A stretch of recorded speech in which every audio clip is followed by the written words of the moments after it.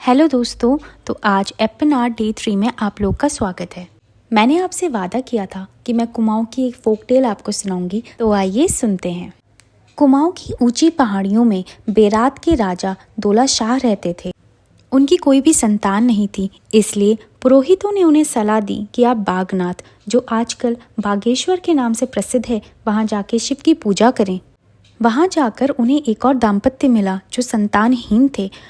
उनका नाम सनपति शॉ गांगुली था। उन दोनों ने यह वचन लिया कि अगर एक की पुत्र और एक की पुत्री हुई तो वे दोनों अपने बच्चों का विवाह करा देंगे। समय बीता और राजा का पुत्र मालू शाही हुआ और सनपति की एक सुंदर बेटी हुई जिसका नाम था राजुला। ज्योतिषियों ने कहा कि बच्चे की उम्र छोटी है और उसे बचाने के लिए विवाह आवश्यक है। तब राजुला और मालू शाही का प्रतीकात्मक विवाह कर दिया गया। परंतु इसके बाद राजा की मृत्यु हो गई और दरबारियों ने राजुला को दोषी ठहराया और अफवाह फैलाई कि यह बालिका राज्य के लिए अनर्थ करेगी। उधर राजुला बड़ी होती गई और उसके मन में मालू शाही के प्रति प्रेम और बढ़ता चला गया। इसी बीच हून के राजा विकीपाल ने राजुला को पाने के लिए दबाव और धमकियां भेजी।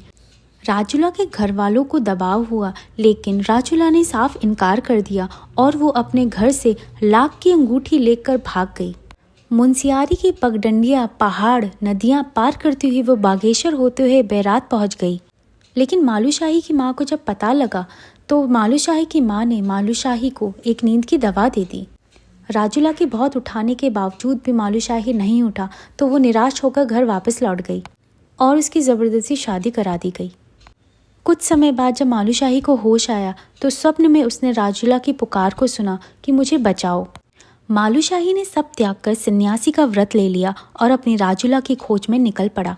रास्ते में उसकी भेंट बाबा गोरखनाथ से हुई और उनके आशीर्वाद से वह हूँ राज्य पहुँच गया। राजुला उसे देखकर बहुत खुश हुई, लेकिन जब विकीपाल को उसके बारे में पता लगा तो उसने मालू शाही को विष दे दिया।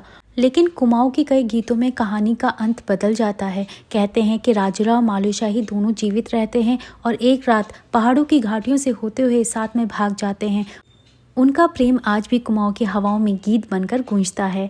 तो इसी के साथ ये फोकटेल ख़त्म हो गई और हमारी एपन आर्ट भी कंप्लीट हो गई। कमेंट में ज़रूर बताइएगा कि आपको ये कैसी लगी और तब तक के लिए बाय बाय।